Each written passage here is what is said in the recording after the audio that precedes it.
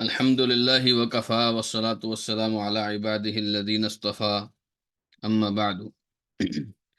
آج کی کلاس کا ہمارا موضوع التشبہ بالکفار، احکام، مسائل اور اثرات۔ التشبہ بالکفار کا مطلب ہے کہ کفار کی مشابہت، کفار کے جیسا دکھنا، کفار کے جیسا بولنا، کفار کے جیسا اٹھنا بیٹھنا، کفار جیسے عقائد، نظریات، افکار، عمل۔ تو جو غیر مسلم ہیں ان کے ساتھ آپ کس طرح کی مشابہت رکھ سکتے ہیں یا کس طرح کی نہیں رکھ سکتے، یہ ساری باتیں چونکہ ہم اسی معاشرے میں رہتے ہیں، ہمارے معاشرے میں بہت سارے غیر مسلم بھی رہتے ہیں۔ خاص طور پر کچھ ایسے مواقع آتے ہیں جب ہم میں سے بہت سارے لوگوں کی کوشش ہوتی ہے کہ وہ غیر مسلموں کے ساتھ ایسے مواقع میں خوشی ہو یا غمی شرکت کریں۔ ایسے میں مسلمان کو کس حد تک اس کی چھوٹ ہے یا بالکل نہیں ہے یا بالکل اوپن ہے، اس حوالے سے مسلمانوں کے پاس عام طور پر رہنمائی نہیں ہے، جس وجہ سے میں نے بہت سارے لوگوں کو دیکھا ہے کہ غلط فہمیوں کا شکار ہو کر بہت سارے ایسے کاموں میں پڑے ہیں جو کام ایک مسلمان ہونے کی حیثیت سے درست نہیں ہے۔ تو میں چاہتا تھا کہ قبل اس کے کہ ایک دو دن اور آئے ہوں، اور خاص طور پہ آج کا دن اور کل کا دن لوگ اور پھر اس کے بعد جو 31 دسمبر آئے گا، 31 دسمبر میں لوگ خوشی مناتے ہیں اور بہت ہلا گلا کرتے ہیں، لیکن بطور مسلمان ہم ان چیزوں کو کیسے دیکھیں، یہ ایک بڑا اہم مسئلہ ہے جو آپ تک پہنچانا ضروری ہے۔ اس لیے آج ہم نے اپنی کلاس جو ہے وہ اس کا رخ التشبہ بالکفار کے اس عنوان کے ساتھ موڑ دیا ہے۔ اللہ تعالی ہمیں صحیح بات کرنے کی توفیق عطا فرمائے۔ تو سب سے پہلے دیکھیے اللہ سبحانہ و تعالی نے کفار کی مشابہت کے حوالے سے کیا فرمایا ہے۔ سورۃ النساء کی آیت نمبر 140 ہے۔ اللہ سبحانہ و تعالی نے فرمایا وَقَدْ نَزَّلَ عَلَيْكُمْ فِي الْكِتَابِ أَنْ إِذَا سَمِعْتُمْ آيَاتِ اللَّهِ يُكْفَرُ بِهَا وَيُسْتَهْزَأُ بِهَا فَلَا تَقْعُدُوا مَعَهُمْ حَتَّى يَخُوضُوا فِي حَدِيثٍ غَيْرِهِ إِنَّكُمْ إِذًا مِثْلُهُمْ إِنَّ اللَّهَ جَامِعُ الْمُنَافِقِينَ وَالْكَافِرِينَ فِي جَهَنَّمَ جَمِيعًا۔ اور یقیناً اس نے تم پر کتاب میں یہ نازل کر رکھا ہے کہ جب بھی تم سنو کہ اللہ کی آیات کا انکار کیا جا رہا ہے اور ان کا استہزاء ہو رہا ہے، یعنی مذاق اڑایا جا رہا ہے، تو ان کے ساتھ مت بیٹھو جب تک وہ کسی دوسری بات میں مشغول نہ ہو جائیں، وگرنہ تم بھی انہی میں سے ہو جاؤ گے۔ یقیناً اللہ تعالیٰ کافروں اور منافقوں کو جہنم میں اکٹھا کرنے والا ہے۔ اس آیت میں اللہ سبحانہ و تعالیٰ نے کافروں اور کافروں جیسے کافر نما کلمہ پڑھنے والوں کا تذکرہ کیا، جنہیں منافق کے نام سے تعبیر کیا۔ فرمایا کہ کئی مجلسیں ایسی ہوتی ہیں جہاں یہ اہل کفر اللہ تعالیٰ کی، اللہ کے رسول صلی اللہ علیہ وسلم زبان درازیاں کرتے ہیں، اسلام کی شریعت کے خلاف زبان درازیاں کرتے ہیں، قرآن مجید کے خلاف زبان درازیاں کرتے ہیں، یا قرآن اور حدیث کے اگینسٹ ایسے عقائد اور نظریات کی ترویج کر رہے ہوتے ہیں جو کہ اسلام اور قرآن کے خلاف ہے، اور آپ کچھ بھی نہیں کر پا رہے ہوتے۔ تو اللہ تعالیٰ نے فرمایا کہ سب سے کم جو آپ کر سکتے ہیں وہ یہ ہے کہ آپ ان کے ساتھ نہیں بیٹھیں گے، چاہے وہ ان کا ملک ہے یا آپ کا ملک ہے۔ یہ الگ بات ہے کہ ہمارے ملک میں ان کے ساتھ کیسا رویہ ہوگا اور ان کے ملک میں کیسا ہوگا، لیکن یہ بات کنفرم ہے کہ ملک ان کا ہے یا آپ کے۔ ایسی کوئی مجلس جس میں اللہ کے قرآن کے خلاف، رسول اللہ صلی اللہ علیہ وسلم کی حدیث کے خلاف، اللہ کی ذات کے خلاف، رسول اللہ کی ذات کے خلاف، دین اسلام کے خلاف کوئی ایسی سرگرمیاں جاری ہیں یا ایسی کوئی گفتگو جاری ہے یا ایسی کوئی گپ شپ جاری ہے، تو فرمایا کہ فلا تقعدوا معهم حتى يخوضوا في حديث غيره، تم نے اس وقت تک ان کی مجلس اختیار نہیں کرنی جب تک یہ کسی دوسری بات میں مشغول نہ ہو جائیں۔ یعنی ایسا نہیں ہے کہ آپ کافروں کے ساتھ بات کر ہی نہیں سکتے، کافروں کے ساتھ اپنے دنیاوی معاملات کی باتیں کرنا چاہیں تو کر سکتے ہیں، کوئی حرج کی بات نہیں، لیکن کافروں کے ساتھ ان کے دینی گفتگو کے اندر، دینی مجلسوں کے اندر جہاں وہ اللہ اس کے رسول صلی اللہ علیہ وسلم کی مخالفت کرتے ہیں، وہاں ان کے ساتھ شرکت کرنا حرام ہے۔ اس آیت میں دو پوائنٹ ہیں جو آپ کو اور مجھے سمجھنے چاہیے۔ ایک تو یہ کہ انکم اذا مثلہم، وگرنہ تم بھی ان کی طرح کے ہو جاؤ گے۔ یعنی ایک مجلس ہے اور اس مجلس کے اندر اگر 10 لوگ بیٹھ کر کوئی ایسی غلط بات، اللہ کے بارے میں جھوٹ، اللہ کے رسول صلی اللہ علیہ وسلم کے بارے میں کوئی گستاخی والی بات کر رہے ہیں، اور ساتھ میں 4 لوگ مسلمان بیٹھے ہیں، تو اللہ تعالیٰ نے فرمایا تم نے بیٹھنا نہیں۔ اگر تم ایسی مجلس میں بیٹھو گے جان بوجھ کر، تمہیں پتہ ہے یہاں مجلس کیا لگی ہے اور تمہیں پتہ ہے کہ یہاں تم کچھ نہیں کر پاتے، پھر بھی تم اس مجلس میں سننے کی غرض سے، شرکت کی غرض سے حاضر ہوتے ہو، فرمایا تب تمہاری مثال انہی کی طرح ہے۔ ایک تو پوائنٹ یہ ہے جو بہت سمجھنے کا ہے کہ مسلمان جو ہے وہ کافروں کی طرح کا شمار ہوتا ہے۔ دوسری بات اللہ سبحانہ و تعالیٰ نے فرمائی کہ ان اللہ جامع المنافقین والکافرین فی جہنم جمیعا، اللہ تعالیٰ کافروں اور منافقوں کو جہنم میں اکٹھا کرنے والا ہے۔ یعنی کافر تو وہ ہیں نا جو اللہ کے قرآن کا انکار کر رہے ہیں، جو استہزاء کر رہے ہیں، تو منافق کون ہوئے پھر؟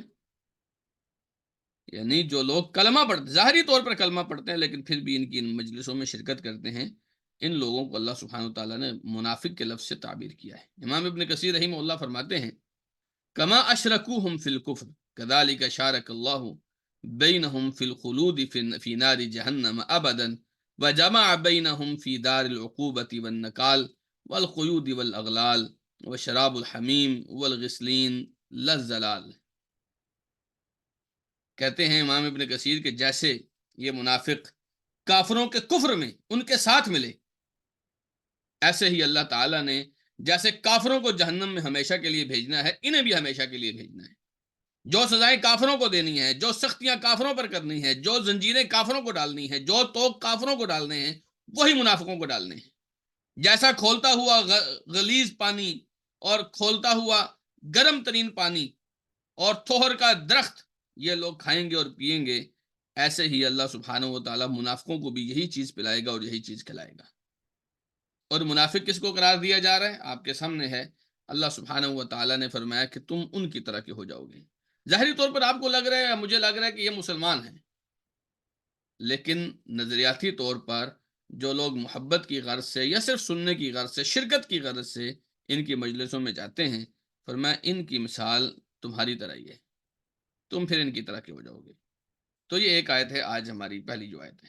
دوسری آیت دیکھیے، سورۃ الجاثیہ کی آیت نمبر 16 سے لے کر 18 تک اللہ سبحانہ تعالیٰ نے فرمایا وَلَقَدْ آتَيْنَا بَنِي إِسْرَائِيلَ الْكِتَابَ وَالْحُكْمَ وَالنُّبُوَّةَ وَرَزَقْنَاهُم مِّنَ الطَّيِّبَاتِ وَفَضَّلْنَاهُمْ عَلَى الْعَالَمِينَ، کہ یقیناً ہم نے بنی اسرائیل کو کتاب بھی دی، حکومت بھی دی، نبوت بھی دی، انہیں پاک چیزوں میں سے رزق کھانے کے لیے بھی دیا، انہیں ہم نے تمام جہانوں پر فضیلت دی۔ وَآتَيْنَاهُمْ بَيِّنَاتٍ مِّنَ الْأَمْرِ، اور انہیں بڑے واضح احکامات بھی دیے، بڑے واضح احکامات۔ فَمَا اخْتَلَفُوا إِلَّا مِن بَعْدِ مَا جَاءَهُمُ الْعِلْمُ بَغْيًا بَيْنَهُمْ، تو ان کو اختلاف تب ہوا جب ان کے پاس علم آ گیا اور وہ آپس میں سرکشی کرنے لگے، جھگڑنے لگے۔ ان ربک یقضی بینہم یوم القیامۃ فیما کانوا فیہ یختلفون، فرمایا کہ تیرا رب ان کے بیچ میں قیامت والدن جو بھی یہ اختلاف کرتے تھے فیصلہ کرے گا۔ پھر اللہ تعالیٰ نے ایک بات ارشاد فرمائی نبی کریم صلی اللہ علیہ وسلم سے، فرمایا ثم جعلناک علی شریعۃ من الامر فاتبعها، کہ ہمارے محبوب آپ کو ہم نے اس کے بعد احکام کی ایک شریعت دی، ہم نے اپنی طرف سے آپ کو احکامات دیے، اپنی طرف سے آپ کو شریعت دی، آپ اس شریعت کی پیروی کریں۔ وَلَا تَتَّبِعْ أَهْوَاءَ الَّذِينَ لَا يَعْلَمُونَ، آپ ان لوگوں کی خواہشوں پر نہ چلے جن کے پاس علم نہیں ہے، ان کی خواہشوں پر آپ نہ چلیں، آپ ان کی پیروی کریں جو اللہ نے آپ پر شریعت نازل کی ہے۔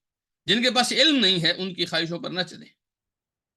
یہ کون لوگ ہیں جن کے پاس علم نہیں ہے؟ امام ابن کثیر فرماتے ہیں وَقَدْ دَخَلَ فِي الَّذِينَ لَا يَعْلَمُونَ كُلُّ مَنْ خَالَفَ شَرِيعَتَهُ، کہ وہ لوگ جن کے پاس علم نہیں ہے ان لوگوں میں ہر وہ آدمی شامل ہے جو اللہ کے رسول صلی اللہ علیہ وسلم کی شریعت کے اگینسٹ ہے، خلاف ہے۔ یعنی محمد رسول اللہ کی شریعت کے خلاف کچھ بھی ہے، اور جو آدمی ان نظریات کو اپناتا ہے جو اللہ کے رسول کی شریعت کے خلاف ہے، وہ ان لوگوں میں شامل ہے جن کے پاس علم نہیں ہے۔ اللہ تعالیٰ نے فرمایا ایسے لوگوں کے پیچھے آپ نے نہیں چلنا، ان کے کہنے پر، ان کی دیکھا دیکھی، ان کو کاپی نہیں کرنا آپ نے۔ فرمایا واہواہم کل ما یہوونہ وما هم علیہ من الہدی الظاہر الذی هو من موجبات دینہم الباطل۔ فرمایا کہ آپ نے ان کی خواہشوں پر اور ان کے ان تمام دینی معاملات میں جو ان کا باطل دین انہیں سکھا رہا ہے، ان معاملات میں آپ نے ان کے پیچھے نہیں چلنا۔ وَلِهَذَا يَفْرَحُ الْكَافِرُونَ بِمُوَافَقَةِ الْمُسْلِمِينَ لَهُمْ فِي بَعْضِ أُمُورِهِمْ۔ امام ابن تیمیہ کہتے ہیں کہ اس مقصد کے تحت کہ لوگ ان کے پیچھے چلیں، لوگ ان کو فالو کریں، لوگ ان کو کاپی کریں، کافر بہت خوش ہوتے ہیں جب مسلمان ان کو فالو کر رہے ہوتے ہیں۔ فرماتے ہیں کہ وَيَوَدُّونَ لَوْ يَبْذُلُونَ مَالًا عَظِيمًا لِتَحْصِيلِ ذَلِكَ۔ کافر تو اس خاص مقصد کے لیے کہ مسلمان ان کو فالو کریں، اس مقصد کے لیے کافر بہت بڑا پیسہ لگاتے ہیں۔ اور آپ دیکھ لیں جتنی انویسٹمنٹ وہ ہمارے ملکوں میں کرتے ہیں، مسلمانوں کے ملکوں میں کرتے ہیں، وہ خاص اس مقصد کے لیے ہوتی ہے کہ مسلمان اپنے اسلام کی بجائے ان کی اقدار کو، ان کے اخلاق کو، ان کے رویوں کو فالو کریں۔ اور میرے خیال میں ان کی انویسٹمنٹ ضائع نہیں گئی ہے، مسلمان عام طور پر ایسا کر رہے ہیں۔ لیکن اللہ اس کے رسول صلی اللہ علیہ وسلم نے مسلمان کی تربیت کس نہج پر کی ہے سمجھنا بہت ضروری ہے۔ سورۃ البقرہ کی آیت نمبر 104 ہے، اور یہ آپ نے بہت زیادہ سنی ہوگی، جو لوگ قرآن سے وابستہ ہیں انہوں نے اس موضوع کو بہت زیادہ سنا ہوگا۔ اللہ سبحانہ و تعالی نے فرمایا کہ یا ایھا الذین آمنوا لا تقولوا راعنا وقولوا انظرنا واسمعوا وللکافرین عذاب علیم، کہ اے ایمان والو تم راعنا نہ کہا کرو۔ راعنا کا مطلب ہوتا ہے، یہ عربی زبان کا لفظ ہے، اس کا مطلب ہوتا ہے ہمارا خیال کریں۔ راعنا مطلب ہمارا خیال کریں۔ لیکن اللہ تعالیٰ نے فرمایا کہ تم نے اپنے رسول سے یہ نہیں کہنا کہ ہمارا خیال کریں، راعنا نہیں کہنا، ولیکن قولوا وقولوا انظرنا، آپ نے اپنے نبی سے کہنا ہے کہ اے ہمارے پیغمبر آپ ہماری طرف توجہ فرمائیے، ہمیں دیکھیے۔ معنی ایک ہی ہے دونوں کا، لیکن لفظ راعنا نہیں کہنا۔ کیوں؟ امام ابن کثیر رحمہ اللہ فرماتے ہیں الغرض ان اللہ تعالی نہى المؤمنین عن مشابہۃ الکافرین قولا وفعلا۔ اس آیت میں کی غرض یہ ہے کہ اللہ تعالیٰ نے ایمان والوں کو قولاً اور فعلاً، یعنی عملی طور پر بھی اور زبانی طور پر بھی کسی طرح کی کوئی بات ان کی کاپی کرنے سے منع کیا ہے۔ تو یہودی اصل میں کہتے تھے، آتے تھے رسول اکرم صلی اللہ علیہ وسلم کے پاس، تو انہوں نے اپنا ایک باقاعدہ انداز رکھا ہوا تھا، یہ رائنا کہنے کی بجائے اس کو تھوڑا سا کھینچتے تھے۔ یہ بات قرآن مجید میں اللہ تعالیٰ نے ذکر کی، کھینچتے تھے، کہتے تھے رائنا، رائنا کی بجائے رائنا۔ اب رائنا کا مطلب بدل جاتا ہے، رائنا کا مطلب ہوتا ہے ہمارے چرواہے۔ تو نعوذ باللہ نبی کریم صلی اللہ علیہ وسلم کو چرواہا کہتے تھے۔ اللہ سبحانہ و تعالیٰ نے فرمایا کہ اہل ایمان کو کہ دیکھو کافر جو لفظ استعمال کرتے ہیں وہ لفظ بھی تمہاری زبانوں پر نہیں آنا چاہیے، آپ کو اللہ تعالیٰ نے اس لفظ کی بجائے دوسرا لفظ دے دیا ہے، تو رائنا کہنے کے اوپر پابندی لگ گئی ہے۔ حالانکہ عربی زبان کا لفظ ہے، بالکل صحیح معنی ہے، اس کا کوئی معنی میں بھی غلطی نہیں ہے، لیکن چونکہ یہ یہودیوں نے اپنے ساتھ خاص کیا ہوا تھا، وہ ایک خاص انداز میں اور خاص معنی میں بولتے تھے۔ فرمایا آئندہ تم نے اپنے معنی میں بھی ان کا لفظ نہیں بولنا جو یہودیوں کے ساتھ خاص ہے۔ یہاں تک اس لیول کی رسول اکرم صلی اللہ علیہ وسلم کو تربیت کی گئی کہ آپ نے ان یہودیوں کی مخالفت کرنی ہے، مشابہت نہیں کرنی۔ حضرت عبداللہ ابن عمر رضی اللہ تعالیٰ عنہ کہتے ہیں قال رسول اللہ صلی اللہ علیہ وسلم من تشبہ بقوم فہو منہم۔ نبی کریم صلی اللہ علیہ وسلم نے فرمایا کہ جو آدمی بھی کسی قوم کی مشابہت اختیار کرتا ہے وہ انہی میں سے ہے، وہ انہی میں سے۔ آپ کسی کی طرح دیکھیں، ایک مسلمان ہے جو دیکھنے میں مسلمان نہیں لگ رہا، اگر یہ کسی ہندو ملک میں ہو تو کوئی نہیں دیکھ کے پہچان سکے گا یہ مسلمان ہے کہ ہندو ہے۔ کیا مطلب ہے اس کا؟ ایسا تو کبھی نہیں ہوا کہ مسلمان ہی آپ کو نہ لگے، لیکن ہے۔ اگر کوئی مسلمان ہے اور وہ انگریزوں کے ملک میں رہتا ہے اور کوئی دیکھ کر اس کو پہچان نہیں پاتا کہ یہ مسلمان ہے کہ انگریز ہے، سبحان اللہ، ایسا نہیں ہو سکتا۔ اگر آپ انگریزوں کی مشابہت کرتے ہیں، اگر آپ ہندوؤں کی مشابہت کرتے ہیں، اگر آپ مجوسیوں کی مشابہت کرتے ہیں تو آپ تو ان کی جیسے لگ رہے ہیں، فہو منہم، پھر آپ کا تعلق انہی کے ساتھ ہے۔ کیا مطلب ہے اس حدیث کا؟ امام ابن تیمیہ فرماتے ہیں اس حدیث کا سب سے آسان معنی بھی لیا جائے، سب سے کم درجے کا معنی بھی لیا جائے، تو اس کا معنی یہ بنتا ہے کہ کافروں کی کسی ایسے معاملے میں جو ان کے ساتھ خاص ہیں، ان معاملے میں ان کے ساتھ مشابہت اختیار کرنا حرام ہے۔ سب سے کم معنی، درجے کا معنی یہ ہے۔ اور اگر اس حدیث کے ظاہری الفاظ کو دیکھا جائے تو یوں لگتا ہے، کہتے ہیں وَإِن كَانَ ظَاهِرُهُ يَقْتَضِي كُفْرَ الْمُتَشَبِّهِ بِهِمْ، کہ جو کافروں کی مشابہت اختیار کرتا ہے، اس حدیث کے روبرو یوں لگتا ہے کہ اللہ تعالیٰ نے اس کو کافر قرار دیا ہے۔ ظاہری الفاظ میں یوں، لیکن کہتے ہیں اگر اس کو آپ ظاہری الفاظ کی بجائے گہرائی میں بھی جائیں تو کم سے کم یہ معنی آپ لے سکتے ہیں کہ ان کی مشابہت کسی طور پر بھی حرام ہے۔ اللہ تعالیٰ نے فرمایا وَمَن يَتَوَلَّهُم مِّنكُمْ فَإِنَّهُ مِنْهُمْ، تم میں سے جو بھی ان کے ساتھ لگے گا، ان کو دوست بنائے گا، ان کی بات مانے، فرمایا وہ ان میں سے ہے۔ تو جو کسی قوم کی مشابہت اختیار کرتا ہے وہ ان میں سے ہے۔ اگر آپ چہرہ بنانے میں مشابہت اختیار کرتے ہیں تو آپ کا چہرہ کافروں والا ہے، یہ لفظ کہنے میں ہمیں کوئی آر نہیں ہے۔ اگر کسی کا لباس ایسا ہے کہ وہ لباس کے اندر مسلمان اور کافر کا فرق نہیں ہے تو آپ کا لباس کافروں والا ہے، حالانکہ مسلمانوں کے پاس اپنا، ان کی تہذیب، تمدن سب اپنا ہے۔ آپ کے بال، اگر آپ کا ہیئر سٹائل کافروں کی طرح کا ہے، لوگ ناخن تک اور لوگ چال تک کافروں کی طرح کی اختیار کرنے کی کوشش کرتے ہیں۔ یاد رکھیے من تشبہ بقوم فہو منہم، وہ انہی میں سے ہوتا ہے۔ اب نبی کریم صلی اللہ علیہ وسلم کتنے زیادہ ناپسند کرتے تھے، آپ یہ حدیث دیکھیے ذرا۔ یہ حدیث اس وقت کی ہے جب اذان کا معاملہ چل رہا تھا۔ حضرت عمیر ابن انس رضی اللہ تعالیٰ عنہ اپنے ایک چاچا سے بیان کرتے ہیں جو ان کے انصاری چچا تھے، کہتے ہیں کہ نبی کریم صلی اللہ علیہ وسلم نے اس بارے میں فکر کی، پریشان تھے آپ، کہ کیف یجمع الناس لہا، لوگوں کو نماز کے لیے کیسے جمع کیا جائے۔ تو ایک آدمی نے مشورہ دیا، ان سب رایتن عند حضور الصلاۃ، اللہ کے رسول ایسا کریں کہ جب نماز کا وقت ہو تو آپ ایک نا جھنڈا ہم بلند کر دیا کریں، جب لوگ اس جھنڈے کو دیکھیں گے تو ایک دوسرے کو بتائیں گے کہ جھنڈا بلند ہو گیا، چلو نماز کا ٹائم ہو گیا۔ تو آپ صلی اللہ علیہ وسلم کو پسند نہیں آیا، فلم یعجبہ ذلک، آپ کو پسند نہیں آیا۔ پھر آپ کے سامنے ذکر ہوا کہ یا رسول اللہ ہم بین بجاتے، ہم باجا بجاتے ہیں، باجا۔ تو نبی علیہ السلام کو یہ بھی پسند نہیں ہے، آپ نے فرمایا ہوا من امر الیہود، یہ باجا بجانا یہ یہودیوں کا کام ہے، یہ یہودیوں کا انداز ہے۔ پھر ایک آدمی نے کہا فذکر لہم ناقوس، یا رسول اللہ ہم گھنٹی بجاتے ہیں، گھنٹی۔ آپ نے فرمایا ہوا من امر النصارى، یہ نصرانیوں کا کام ہے۔ کہتے ہیں فانصرف عبداللہ بن زید بن عبد ربہ وهو مهتم لهم رسول اللہ صلی اللہ علیہ وسلم فأری الاذان فی منامہ، حضرت عبداللہ ابن زید ابن عبد ربہ وہ جب گھر گئے تو وہ پریشان تھے، وہی پریشانی جو رسول اللہ کی پریشانی تھی نماز کے حوالے سے، کہ لوگوں کو جمع کیسے کیا جائے۔ تو نبی کریم صلی اللہ علیہ وسلم کہتے ہیں کہ حضرت عبداللہ ابن زید کو خواب دکھایا گیا اور خواب میں اذان دکھائی گئی۔ پھر حضرت عبداللہ ابن زید نے نا اگلے دن آ کے رسول اکرم صلی اللہ علیہ وسلم کو بتایا، آپ نے فرمایا یہ حق ہے۔ پھر اذان کا انداز شروع ہوا۔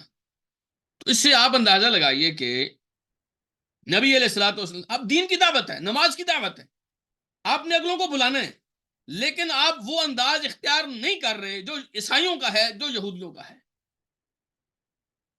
ایسا نہ ہو نا کوئی آدمی گھنٹی سن کے تو کسی گرجے میں چلا جائے، کوئی آدمی باجا سن کے تو کسی یہودیوں کی عبادت خواہ میں چلا جائے، ایسا نہیں ہونا چاہیے۔ نبی کریم صلی اللہ علیہ وسلم نے باجے کو اس لیے پسند نہیں کیا کہ یہ یہودیوں کا کام ہے، آپ نے گھنٹی کو اس لیے پسند نہیں کیا کہ یہ عیسائیوں کا کام ہے۔ سبحان اللہ۔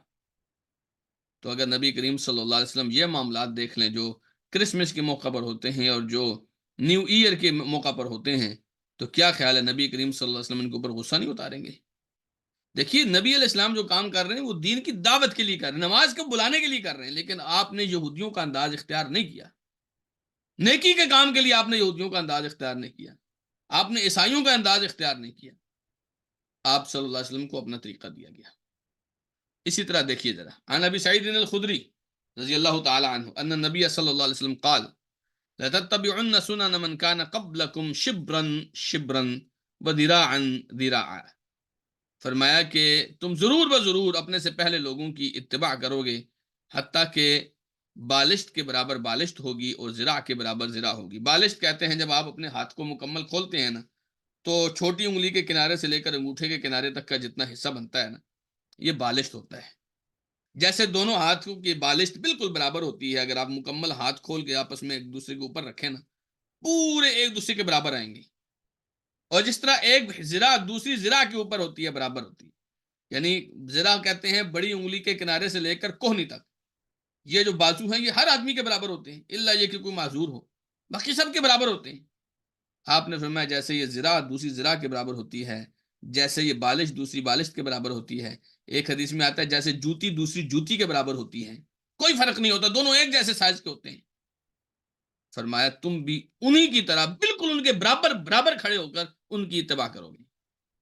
حتی لو دخلوا جحر ضب تبعتموہم، یہاں تک کہ اگر ان میں سے کوئی آدمی کسی گو کے بل میں گھس گیا، فرمایا تم بھی گھس جاؤ گے، تم بھی وہاں گھسو گے۔ حضرت ابو سعید کہتے ہیں قلنا یا رسول اللہ الیہود والنصارى، ہم نے کہا اللہ کے رسول آپ جن لوگوں کی بات کر رہے ہیں کہ ہم ان کے برابر برابر ان کی اتباع کریں گے، آپ یہود و نصارہ مراد لے رہے ہیں؟ آپ نے فرمایا فمن، یہود و نصارہ نہیں تو اور کون ہے؟ یعنی جس طرح یہودی کریں گے، جس طرح عیسائی کریں گے، بالکل اس طرح تم کرو گے۔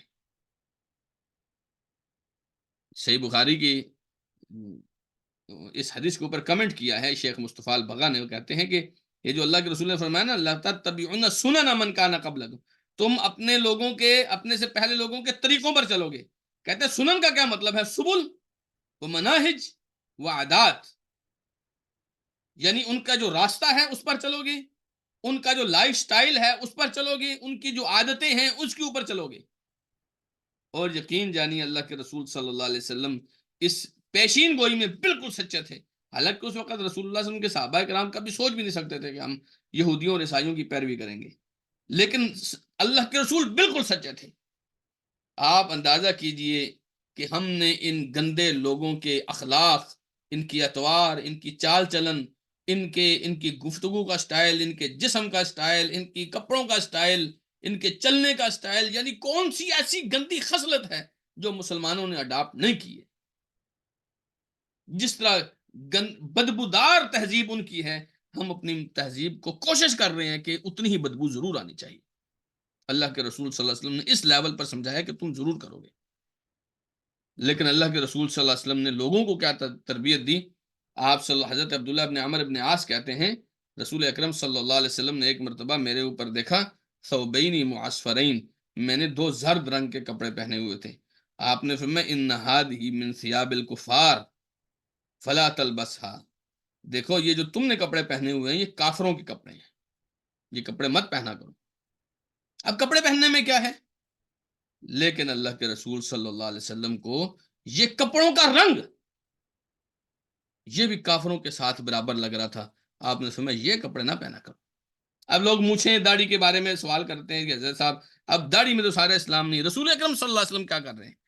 حضرت عبداللہ ابن عمر کہتے ہیں کہ نبی کریم صلی اللہ علیہ وسلم فرمایا کرتے تھے خالف المشرکین، مشرکوں کی مخالفت کرو، وفر اللحا واحف الشوارب، داڑھی کو وافر کرو اور مونچھوں کو کم کرو، داڑھی کو وافر کرو اور مونچھوں کو کم کرو۔ فرمایا خالف المشرکین، کیونکہ مشرکوں کی آپ نے مخالفت کرنی، یعنی مشرکوں کے جیسا حلیہ آپ نے نہیں اپنانا، آپ نے کیا کرنا ہے؟ داڑھی کو کم کرنا ہے اور مونچھوں کو، داڑھی کو زیادہ کرنا ہے اور مونچھوں کو کم کرنا ہے۔ اور ایک اور حدیث میں آپ نے فرمایا کہ خالف المجوس، آگ کے پرستاروں کی، مجوسیوں کی مخالفت کرو، یعنی کافر کسی بھی لیول کے، اس کے جو دینی معاملات ہیں یہ جو اس کے ساتھ خاص ہیں، اس کی ڈریسنگ کے اندر، اس کے ہیئر سٹائل کے اندر، اس کے نیلز کے اندر بھی جو اس کی خاص چیزیں ہیں، فرمایا آپ نے ان کی مخالفت کرنی ہے۔ امام حضرت عمر رضی اللہ تعالی عنہ، انہوں نے جب ان کے زمانے میں بہت زیادہ مسلمانوں کی سرحدیں پھیل گئی تو بہت زیادہ ان ممالک پر بھی مسلمانوں کی حکومت تھی جہاں کافر بستے تھے، عیسائی بستے تھے، بت پرست بستے تھے، مجوسی بستے تھے، بہت زیادہ ان کی حکومت تھی۔ تو حضرت عمر رضی اللہ تعالی عنہ نے ایک وثیقہ لکھا کہ ساری مسلمان ممالک کے اندر یا مسلمان سرحدوں کے اندر جتنے بھی کافر رہتے ہیں ان کو کہتے ہیں ذمی، ذمی یعنی کہ آپ کے ساتھ ایگریمنٹ کر کے آپ کے ملک میں، ملک آپ کا مسلمانوں کا ملک ہے، لیکن آپ کے ساتھ انہوں نے ایگریمنٹ کیا ہوا ہے کہ ہم آپ کو کوئی ٹیکس دیں گے، کچھ دیں گے، تو آپ ہمیں رہنے دیں، تو آپ رہنے دیتے ہیں۔ لیکن حضرت عمر نے ان کے ساتھ ایک شرط نامہ بھی لکھا، فرمایا کہ کوئی بھی ذمی ہے اس سے شرط نامے پر سائن کراؤ۔ اور شرط نامے کی کچھ باتیں میں آپ کے سامنے ذکر کر رہا ہوں، کچھ تو سیاسی معاملات تھے، کچھ باتیں میں یہاں پر آپ کو ذکر کر رہا ہوں۔ کہتے ہیں کہ ان سے لکھواؤ کہ اللہ نتشبہ بالمسلمین فی لبس قلنسوۃ ولا امامۃ ولا نعلین ولا فرق شعر ولا فی مراکبہم، اور میں ان سے لکھواؤ کہ ہم مسلمانوں کی کسی طرح کی مشابہت نہیں کریں گے، یعنی کافر ہماری مشابہت نہیں کریں گے، ہم جیسے نہیں نظر آئیں گے، نہ ٹوپی پہننے میں، نہ امامہ پہننے میں، نہ ٹوپی ان کی ہم جیسی ہوگی، نہ امامہ ان کا ہم جیسا ہوگا، نہ جوتے ان کے ہم جیسے ہوں گے، نہ بالوں کی مانگ، بالوں کی مانگ جسے بال بنانا کہتے ہیں، یہ بھی ہم جیسا نہیں ہوگا، ان کی سواریاں بھی ہم جیسے نہیں ہوں گی، ولا نتکلم بکلامہم ولا نقتنی بکناہم، فرمایا کہ یہ بھی ان سے لکھواؤ کہ ہم مسلمانوں کی جیسی گفتگو بھی نہیں کریں گے اور مسلمانوں کی جیسی کنیت بھی نہیں رکھیں گے۔ نام ہوتے ہیں نا، ابو فلان، ابو فلان، ابن فلان، یہ مسلمانوں کا انداز ہے۔ حضرت عمر نے لکھوایا کہ تم یہ انداز اختیار نہیں کرو گے۔ وَنَشُدُّ الزَّنَانِيرَ عَلَىٰ أَوْسَاطِنَا، زنار ان کا ایک لباس ہوتے ہے، آج بھی اگر آپ پادریوں کو دیکھیں نا، انہوں نے پیٹ کے اوپر جو ازار بند کا مقام ہوتا ہے وہاں پر انہوں نے ایک کپڑا باندھا ہوا ہوتا ہے، یہ زنار کہلاتا ہے۔ تو فرمایا کہ ان سے کہنا یہ کافر زنار پہن کے رکھیں اپنے درمیان میں، ولا ننقش خواتمنا بالعربیہ، اور ان سے یہ بھی لکھواؤ کہ ہم اپنی انگوٹھیوں کے اوپر عربی زبان سے کچھ نہیں لکھیں گے، ولا نرکب السروج، اور ہم جو پالان وغیرہ کے اندر نہیں بیٹھیں گے، جیسے مسلمان جو آپ دیکھتے ہیں معزز لوگ پالان وغیرہ کے اندر بیٹھتے ہیں، اور میں ان سے لکھواؤ کہ ہم اس پر نہیں بیٹھیں گے، ولا نتخذ شیئا من السلاح ولا نحمله ولا نتقلد السیوف، اور ان سے یہ بھی لکھواؤ کہ ہم اسلحہ نہیں رکھیں گے اپنے پاس، نہ ہم اسلحہ اٹھائیں گے، نہ ہم اسلحہ اپنے ساتھ لٹکائیں گے، وَأَن نُوَقِّرَ الْمُسْلِمِينَ فِي مَجَالِسِهِمْ، ہم مسلمانوں کی اپنی مجلسوں کے اندر عزت کریں گے۔ اگر مسلمان آپ کی مجلس میں بیٹھتا ہے، کسی بھی کاروباری مجلس میں یا کوئی اور مجلس ہے بیٹھتا ہے، تو ہم ان کی عزت کریں گے۔ وَنُرْشِدُهُمْ الطَّرِيقَ، اور ہم انہیں راستہ سمجھائیں گے۔ کوئی مسلمان آپ سے راستہ پوچھتا ہے اور آپ یہ کہیں کہ مسلمان اس کو راستہ نہیں بتانا چاہیے، یہ بات نہیں ہے۔ وَنَقُومُ لَهُمْ عَنِ الْمَجَالِسِ إِنْ أَرَادُوا الْجُلُوسَ، اگر مسلمان آ کر ہماری مجلس میں بیٹھتا ہے تو ہم اس کے لیے اٹھ جائیں گے۔ ولا نطلع علیہم فی منازلہم، اور ہم اپنے گھر کی چھت سے مسلمانوں کے گھر کی چھت نہیں دیکھیں گے۔ آپ سوچئے تو صحیح ذرا، یہ غلبہ، یہ مسلمانوں کا تن تنا، یہ روب، یہ شرطیں تو دیکھیے، آج کا مسلمان سوچ بھی نہیں سکتا ان شرطوں کو اپلائی کرنے کے لیے۔ چند لوگوں کے علاوہ، چند گنے جنے وہ گمنام سے لوگ ہیں جو شاید سمجھتے ہوں گے کہ مسلمان ایسا ہونا چاہیے، وگرنہ بڑے بڑے مجاہدین سے بھی آپ بات کریں وہ کہیں گے یہ امپوسیبل ہے۔ لیکن جب آپ مسلمان تھے نا، آپ کا غلبہ تھا، جس کے بارے میں پتہ ہے اللہ تعالیٰ نے فرمایا کہ ولا تحزنوا، تم غمگین نہ ہونا، ولا تہنوا ولا تحزنوا وانتم الاعلون، تم کمزور نہ پڑنا، تم غمگین نہ ہونا، تم غالب ہوگے، ان کنتم مؤمنین، اگر تم ایمان والے ہوئے، اگر تمہارے اندر ایمان ہوا نا تو اللہ تعالیٰ تمہیں غلبے سے سرفراز کرے گا۔ اور یہ وہ غلبہ تھا، کوئی عیسائی اس کے اندر جرت نہیں تھی کہ مسلمانوں کی جیسا لباس پہن سکے، مسلمانوں کی جیسی جوتی رکھ سکے، مسلمانوں کے جیسے بال بنا سکے، تاکہ کوئی مسلمان نہ سمجھی میں اسے مسلمان نہ سمجھے حالانکہ وہ عیسائی ہے، تاکہ ایسا نہ ہو کہ مسلمان اس کو دوست بنا لے حالانکہ وہ عیسائی ہے۔ تو عیسائی ہوتے ہوئے آپ مسلمانوں جیسے معاملات نہیں کر سکتے۔ تو سوچئے ذرا، آپ مسلمان ہوتے ہوئے عیسائیت جیسے معاملات کیسے کر سکتے ہیں؟ سوچئے تو صحیح، نہیں آپ مسلمان ہیں اور آپ کو دین کیسے اجازت دے سکتا ہے کہ آپ ان کے طریقے پر چلیں؟ جی، حضرت انس رضی اللہ تعالی عنہ کہتے ہیں، اب آئیے نا ہم بات کرتے ہیں کہ ہمیں کہا جاتا ہے جی یہ تو خوشی کی بات ہے، اس میں تو کوئی اتنی بڑی بات نہیں ہے۔ خوشی تو نبی علیہ السلام کے زمانے میں بھی تھی۔ نبی علیہ السلام مدینہ جب تشریف لائے، حضرت انس کہتے ہیں تو نبی علیہ السلام نے دیکھا وہ 2 دن خوشی مناتے ہیں اور اس میں کھیل کود کرتے ہیں، انجوائے کرتے ہیں، انٹرٹین کرتے ہیں۔ نبی علیہ السلام نے پوچھا کہ مہادان الیومان، یہ کون سے 2 دن ہیں؟ تو کہتے ہیں جی ہم ان 2 دنوں میں انجوائے کرتے ہیں، انٹرٹینمنٹ کرتے ہیں۔ آپ نے فرمایا ان اللہ قد ابدلکم بہما خیرا منہما یوم الاضحی و یوم الفطر، اللہ تعالیٰ نے ان دونوں دنوں کے بدلے تمہیں ان سے بہتر دن دیے ہیں، ایک یوم اضحیٰ کا اور ایک یوم فطر کا۔ تم نے انٹرٹینمنٹ کرنی ہے نا، تم نے انجوائے کرنا ہے، تم نے کھیل کود کرنی ہے، اللہ نے دن بدل کے دیے تمہیں، ان کے دنوں میں تم نہیں کھیلو گے، تم نے خوشی ان کے دنوں میں نہیں منانی جن دنوں میں یہ کرتے، یہ جاہلیت کے دن ہیں، تم نے کیا کرنا ہے؟ اپنے دن رکھنے۔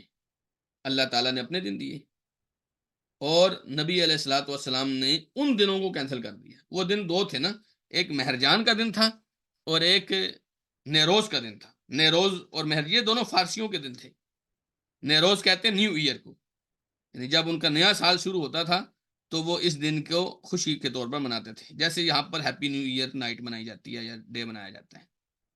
نبی کریم صلی اللہ علیہ وسلم اس کو ریجیکٹ کر چکے ہیں، اس خوشی کے دن کو ریجیکٹ کر، آپ نے فرمایا اس کی بجائے اللہ نے تمہیں 30 دن 29 دن رمضان کے روزے رکھنے کے بعد انعام کے طور پر خوشی منانے کا عید الفطر دیا ہے۔ اللہ تعالیٰ نے تمہیں دنیا کے بہترین دنوں میں سے سب سے بہترین دن، آپ فرمایا کرتے تھے کہ افضل الایام یوم النحر، سب سے افضل ترین دن قربانی کا دن ہے۔ پورے سال کے اندر جو سب سے چنا ہوا دن ہے، جس سے افضل کوئی دن نہیں ہے، وہ قربانی کا دن ہے۔ آپ اللہ تعالیٰ فرمایا یہ دن خوشی کا ہے۔ بلکہ اللہ آپ کو بتاؤں، نبی علیہ السلام نے پابندی لگائی ہے، عید کے دنوں میں کوئی آدمی روزہ نہیں رکھے گا، یہ خوشی منانے کے دن ہے۔ امام ابن حجر کہتے ہیں کہ مسلمانوں کی عیدوں کے دن خوش ہونا اور خوشی کا اظہار کرنا یہ شاعر دین میں سے ہے، آپ کے دین کی علامت میں سے ہے یہ کہ آپ خوش ہوں۔ آپ اس دن مایوس نہیں ہوں گے، آپ اس دن پریشان نہیں ہوں گے، آپ خوش ہوں، خوشیاں بانٹیں، لوگوں کو خوش کریں، لوگوں کو راضی کریں، یہ اسلام کا طریقہ کار ہے۔ نبی کریم صلی اللہ علیہ وسلم کے زمانے میں یہ جو دونوں دن تھے وہ کینسل ہو گئے تھے، بلکہ اللہ کے رسول صلی اللہ علیہ وسلم ان کے ساتھ کیا کرتے تھے؟ ان کے جو خوشی کے دن تھے اس کے ساتھ کیا کرتے تھے؟ حضرت عبداللہ ابن عباس رضی اللہ تعالی عنہ نے حضرت ام سلمہ رضی اللہ عنہ سے پوچھوایا کہ نبی علیہ السلام کون سے دنوں کا خاص روزہ رکھتے تھے، زیادہ روزہ رکھا کرتے؟ حضرت ام سلمہ کہتی ہیں اللہ کے رسول صلی اللہ علیہ وسلم ہفتے اور اتوار کے دن زیادہ روزہ رکھا کرتے تھے، یعنی روٹین وائز نہیں، بالکل پابند نہیں ہوتے تھے، لیکن جب بھی روزہ رکھنا ہوتا تو کوشش کرتے ہفتہ اتوار کا روزہ رکھیں۔ کیوں؟ نبی کریم صلی اللہ علیہ وسلم نے فرمایا انہما یوما عید للمشرکین، یہ دونوں دن ہفتہ اور اتوار، ہفتہ آپ کو پتہ ہے یہودیوں کی عید کا دن ہے، عبادت کا دن ہے، اور اتوار جو ہے وہ عیسائیوں کی عبادت کا دن ہے۔ یہ دونوں ان کے لیے خوشی کا ہے، جیسے ہمارے لیے جمعے کا ہوتا ہے نا، نئے کپڑے پہننا، اچھے کپڑے پہننا، خوشبو لگانا، غسل کرنا، جی جمعے والے دن اہتمام کے ساتھ جانا، تو ان کے لیے ہفتہ ہے اور عیسائیوں کے لیے اتوار ہے۔ آپ نے فرمایا انہما یوما عید للمشرکین، یہ مشرکوں کی عید کا دن ہے۔ فانا احب ان اخالفهم، میرا یہ دل کرتا ہے کہ میں ان کی عید کے دن ان کی مخالفت کروں، تو آپ ان کی عید کی بجائے روزہ رکھتے تھے۔ مسلمانوں کی عید والے دن آپ روزہ نہیں رکھ سکتے، لیکن ان کی عید والے دن اللہ کے رسول روزہ رکھتے تھے۔ کیوں؟ آپ فرماتے تھے تاکہ میں ان کی مخالفت کروں، میں ان کے طرح کا دین اپنا نہیں لانا چاہتا۔ اچھا، قرآن مجید میں اللہ تعالیٰ نے نا بڑے لاڈ سے سورہ فرقان کا اگر آپ آخری رکوع پڑھیں نا، بڑے لاڈ سے اللہ تعالیٰ نے ایک رکوع پورا ذکر کیا ہے، جس میں اللہ تعالیٰ نے اپنے خاص اور محبت کرنے والے بندوں کی خوبیاں بیان کی ہیں۔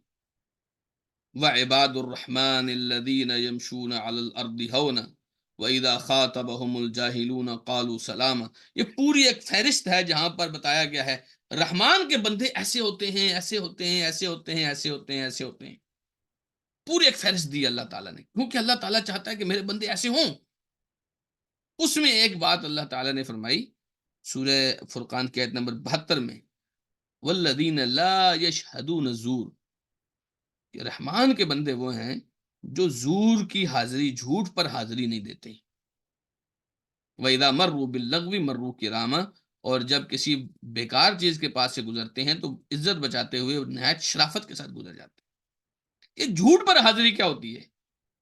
اس کے مختلف تفسیریں ہیں، جس میں ایک تفسیر کئی تابعین سے ثابت ہے، وہ کہتے ہیں انہو اعیاد المشرکین، یہ مشرکوں کی عید کے دن کی بات ہو رہی ہے۔ اللہ کے جو بندے ہیں، رحمان کے جو بندے ہیں، وہ مشرکوں کی عید پہ حاضر نہیں ہوتے. تو آپ دیکھیے کہ ہمارے ہاں باقاعدہ آج بھی میں نے دیکھا وہ تصویریں کچھ دیکھی ہیں، ہمارا جو وزیر اعظم ہے پاکستان کا کیک کاٹ رہے ہیں، اور کئی علماء ساتھ کھڑے ہیں کیک کاٹ رہے ہیں. سبحان اللہ. آپ سوچئے کہ مسلمانوں کے چندوں سے بننے والے مولوی اور وہ اللہ کے دشمنوں کے گھر جا کر ان کی خوشی کا دن منائیں، یہ اسلام کا کبھی بھی تقاضا نہیں ہے.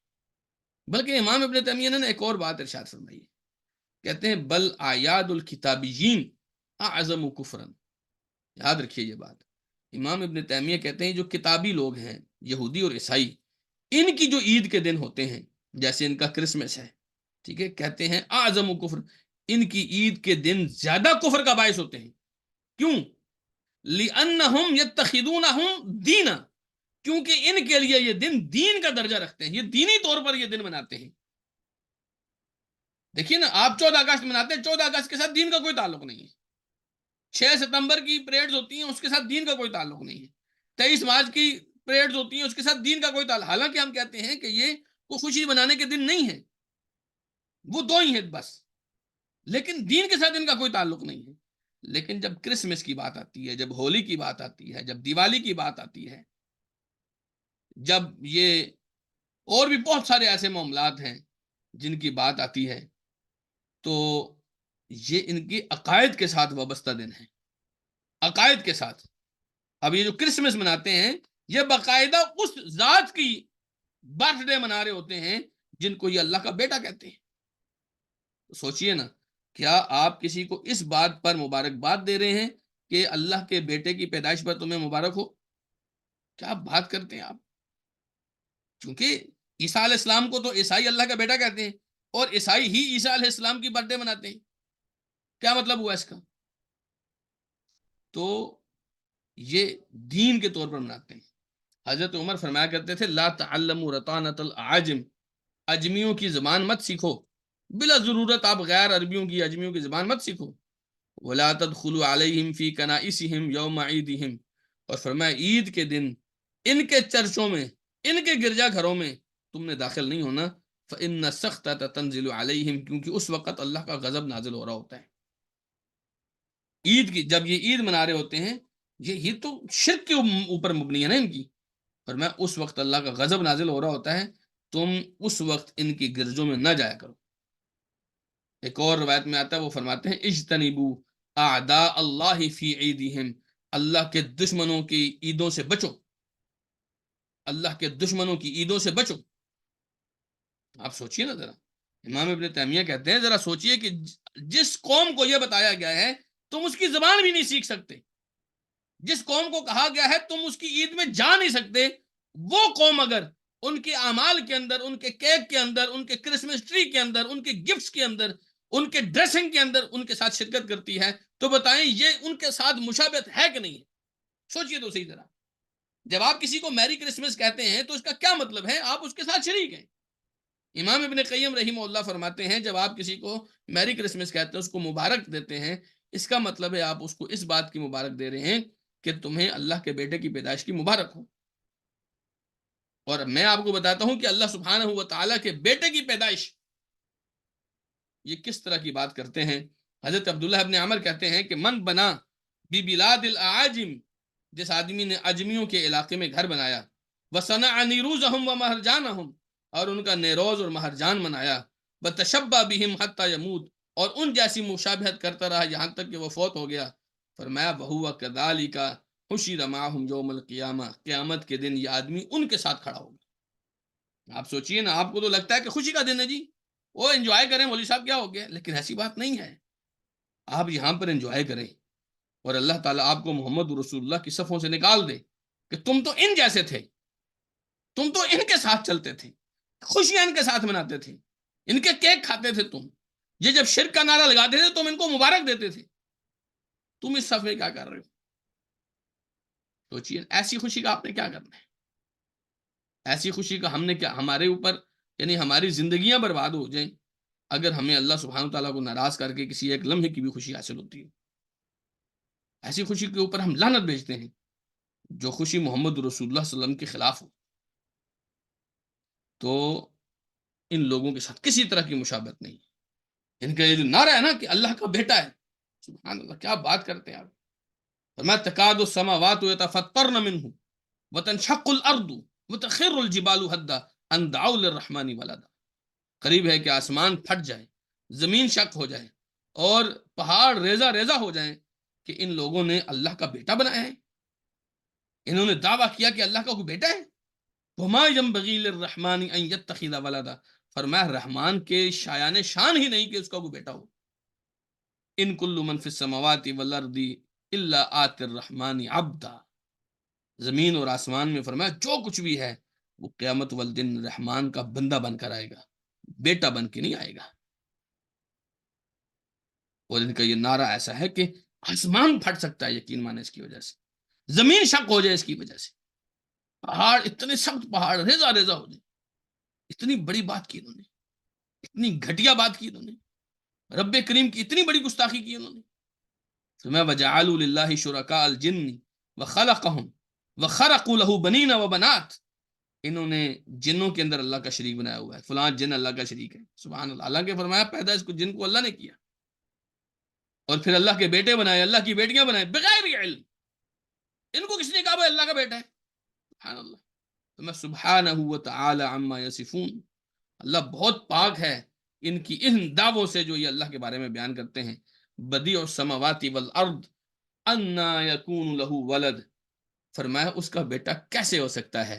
ولم تکن له صاحبۃ. اس کی تو بیوی کوئی نہیں، اس کی تو بیوی کوئی نہیں، تو اس کا بیٹا کیسے ہو سکتا ہے؟ سبحان اللہ. لیکن یہ یہودی کیا کہتے ہیں؟ وقالت الیہود عزیر ابن اللہ وقالت النصارى المسیح ابن اللہ ذلك قولهم بافواہہم. یہودی کہتے ہیں عزیر اللہ کا بیٹا ہے، عیسائی کہتے ہیں عیسیٰ اللہ کا بیٹا ہے. فرمایا یہ ان کے منہ کی باتیں ہیں، یہ حقیقت کے ساتھ اس کا کوئی تعلق، یہ صرف منہ کی باتیں ہیں. یضاہئون قول الذین کفروا من قبل. یہ بالکل اس طرح کی باتیں ہیں جس طرح کی ان سے پہلے لوگ کافر ایسی باتیں کرتے رہے. قاتلہم اللہ انا یؤفکون. اللہ ان کو برباد کرے کہاں بہہ کے جاتے ہیں. سبحان اللہ. جن کو اللہ برباد کر رہا ہے ہم ان کے ساتھ چل رہے ہیں. کوئی نہیں جی، مذہبی رواداری ہے، انسانیت ہے، ہیں جی، یونٹی ہونی چاہیے، اتحاد ہونا چاہیے. سبحان اللہ.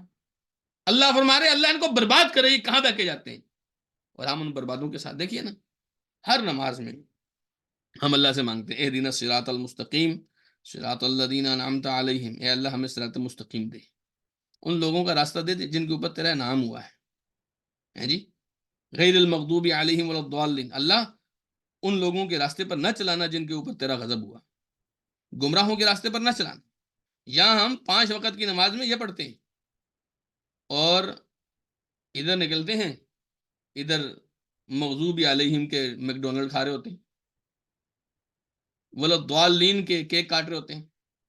نبی کریم صلی اللہ علیہ وسلم نے فرمایا وہ قوم جس کے اوپر اللہ کا غضب نازل ہوا وہ یہودی ہیں، اور وہ قوم جو گمراہ ہوئی وہ عیسائی ہیں. اور ہم ایسے ہی کر رہے ہوتے ہیں، ہم انہی کے نقش قدم پر چل رہے ہوتے ہیں جو مغضوب علیہم والضالین ہیں. مطلب آپ کو جو ہر نماز میں آپ کو پتہ ہے نبی علیہ السلام نے فرمایا لا صلاۃ لمن لم یقرأ بفاتحۃ الکتاب. اس آدمی کی تو نماز نہیں ہوتی جو سورہ فاتحہ نماز میں نہیں پڑھتا. آپ کو ہر نماز کی ہر رکعت میں ریپیٹ کروایا جاتا ہے کہ تم نے مغضوب علیہم کے راستے پر نہیں چلنا، تم نے ضالین کے راستے پر، گمراہوں کے راستے پر نہیں چلنا، اور ہم عین انہی کے راستے پر چلتے ہیں. حالانکہ یہ لوگ کتنی زیادتی کرتے ہیں.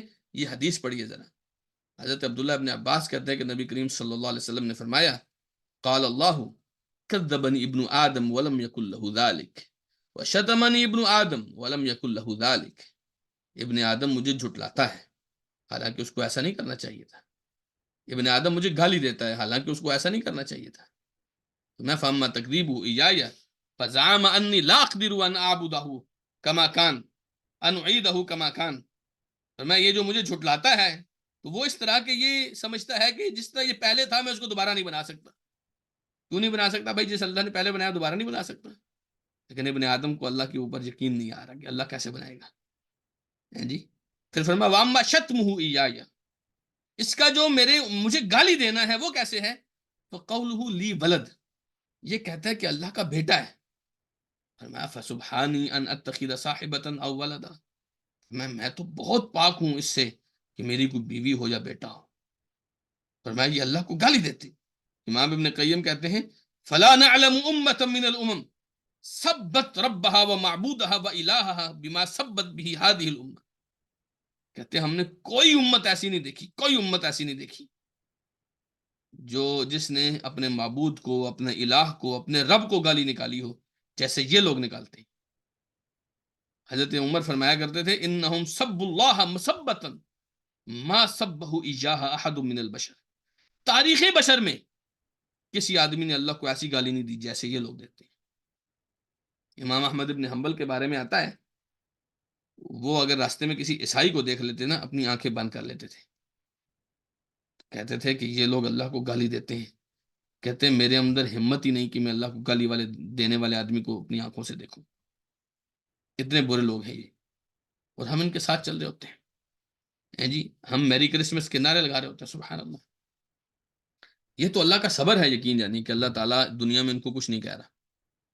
فرمایا نبی کریم صلی اللہ علیہ وسلم نے کہ ما حد اصبر علی اذن سمعه من اللہ یدعون له الولد ثم یعافیہم ویرزقہم، فرمایا کہ میں نے اللہ تعالیٰ سے، فرمایا کہ اللہ تعالیٰ سے زیادہ کوئی تکلیف دہ بات سن کر صبر کرنے والا کوئی نہیں ہے، یعنی کوئی ایسی بات جس سے تکلیف ہوتی ہے پھر اس تکلیف دہ بات کو سن کر صبر بھی کرتا ہے، تو میں اللہ سے بڑھ کر ایسا کوئی بھی نہیں ہے۔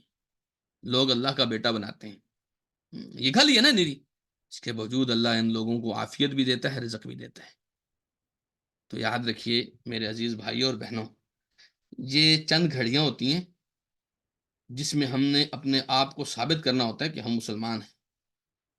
ہمارے اعمال اتنے کچھ زیادہ نہیں ہیں کہ ہم کھڑے ہو کے بتا سکیں کہ ہم اتنے نیک ہیں، ہمارے پاس آ جا کر ایک عقیدہ اور نظریہ رہ جاتا ہے، ہماری اسلامی سوچ رہ جاتی ہے، توحید کے اوپر مبنی ہماری فکر رہ جاتی ہے، اگر وہ بھی ہم ان کے حوالے کر دیں کہ یہ ان کی خوشی کا دن ہے اور ان کو مبارک ہو، تو مجھے بتائیے قیامت والے دن ہم اللہ کے پاس کیا لے کر جائیں گے؟ میں آپ کو ایک آخری حدیث سنانے لگا ہوں، سب لوگ بڑے غور سے یہ حدیث سنیں۔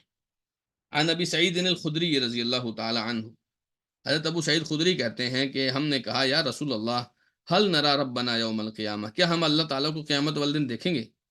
تو میں حل تدارون فی رؤیت الشمس والقمر اذا كانت صحوا، تو میں جب سورج اور چاند کے اوپر بادل نہیں ہوتے تو تمہیں یہ دیکھنے میں کوئی دقت آتی ہے؟ قلنا لا، کہتے ہیں نہیں بالکل کوئی نہیں، سورج اور چاند نظر آتے ہیں۔ فرمایا فإنکم لا تدارون فی رؤیت ربکم یومئذ الا کما تدارون فی رؤیتہما، فرمایا جیسے تم ان کو بغیر کسی تکلیف کے دیکھ لیتے ہو نا، پھر تم اپنے اللہ کو بھی بغیر کسی تکلیف کے قیامت والے دن دیکھو گے۔ وہ کیسے؟ فرمایا ینادی منادن، ایک اعلان کرنے والا اعلان کرے گا، لیذهب کل قوم الی ما كانوا یعبدون، ہر قوم اس کے پاس چلی جائے جس کی وہ عبادت کرتے تھے، جس کی معبود کی آپ عبادت کرتے تھے، ہر آدمی اپنے اپنے معبود کے پاس چلا جائے۔ فَيَذْهَبُ أَصْحَابُ الصَّلِيبِ مَعَ صَلِيبِهِمْ، صلیب والے اپنی صلیب کے پاس جائیں گے، وَأَصْحَابُ الْأَوْثَانِ مَعَ أَوْثَانِهِمْ، اور بت پرست اپنے بتوں کے پاس جائیں گے، وَأَصْحَابُ كُلِّ آلِهَةٍ مَعَ آلِهَتِهِمْ، ہر معبود والا اپنے معبود کے پاس جائے گا، حَتَّى يَبْقَى مَنْ كَانَ يَعْبُدُ اللَّهَ مِنْ بَرٍّ أَوْ فَاجِرٍ، بالآخر اللہ تعالیٰ کی عبادت کرنے والے نیک اور فاجر رہ جائیں گے، نیک اور گناہگار، وَغُبَّرَاتٌ مِّنْ أَهْلِ الْكِتَابِ، اور اہل کتاب کے چند منافق قسم کے لوگ باقی رہ جائیں گے۔ ثم یؤتی بجہنم تعرض کأنها سراب، فرمایا پھر جہنم لائی جائے گی، جہنم ایسی رکھی جائے گی جیسے سراب ہوتا ہے، دور سے دیکھیں نا پانی نظر آتا ہے۔